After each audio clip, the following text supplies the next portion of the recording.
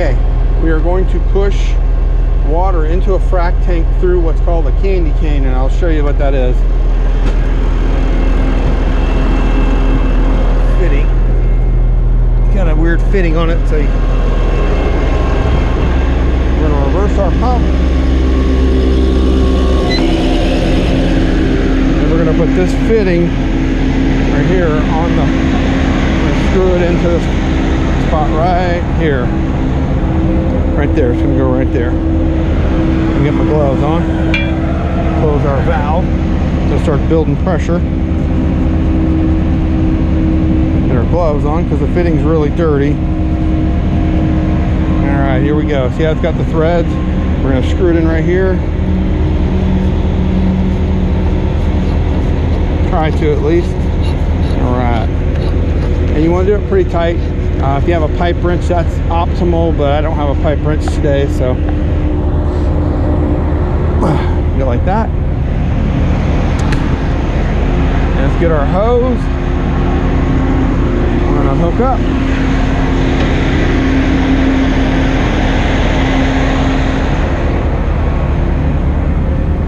All right.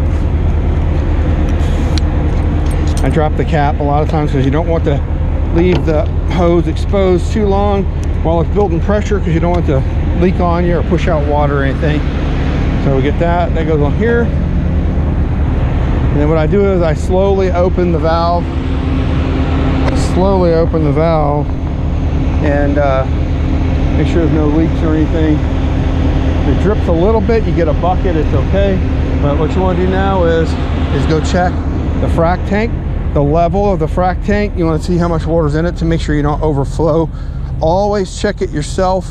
Don't rely on anybody to tell you how much is in it, okay? Because you're responsible if it overflows. Then we're going to climb up here, and we're going to see how much water is in this thing. All right, so it looks like there's plenty. You see the shadow where the sun is and everything, the sunlight hitting it. That's the frac tank. So what's happening is it's pushing up that candy cane over the top and into the frac tank, which is your best option. So at the end, when your tank is empty, it pushes air after the water runs out, and that prevents it from splashing. So I'll show you the candy cane one more time, and you see why they call it a candy cane is it goes up and over and stops up there inside the frac tank. So okay, that's a candy cane.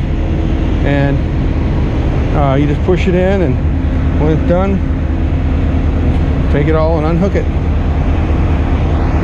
I think that's pretty much it for you. We're going to go back and get in the truck.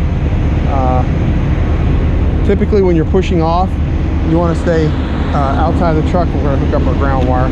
You want to stay outside the truck when you're hooking up. when you're pushing off.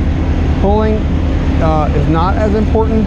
You want to be outside, but a lot of times you got to do paperwork and everything, so you take and do your paperwork while you're sitting in the truck while it's pulling.